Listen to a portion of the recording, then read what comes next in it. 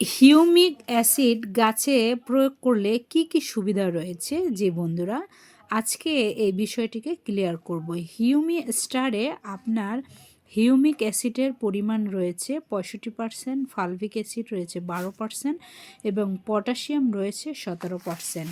এটি কেন ব্যবহার করবেন এবং ব্যবহার করলে কি কি উপকারিতা রয়েছে? গাছের মাটির যে অণুজীব রয়েছে এগুলো সক্রিয় করতে, রাসায়নিক সারের কার্যকারিতা বৃদ্ধি করার জন্য এটি ব্যাপকভাবে কাজ করে থাকে। তাছাড়াও গাছের মাটি গঠন উন্নত করে, উর্বরতা বৃদ্ধি করতেও সাহায্য করে এবং শিকড়ের উন্নতি ঘটিয়ে থাকে। এটা ব্যবহারের ডোজ কী পরিমাণে হবে?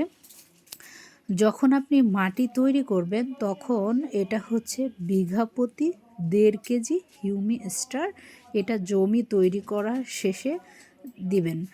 এছাড়াও আপনি যদি দিয়ে থাকেন, যেরকম আপনার মাধা তৈরি করেও কিন্তু আমরা চাষ করে থাকি, সেক্ষেত্রে প্রতি মাধা প্রতি 20 থেকে 25 গ্রাম আমরা এটি ব্যবহার করব। তাহলে গাছের গ্রোথ যেরকম ভালো থাকবো, প্লাস হচ্ছে গাছের শিকড় বৃদ্ধিতে সাহায্য করবে এবং গাছ খুব সুন্দরভাবে বেড়ে উঠবে।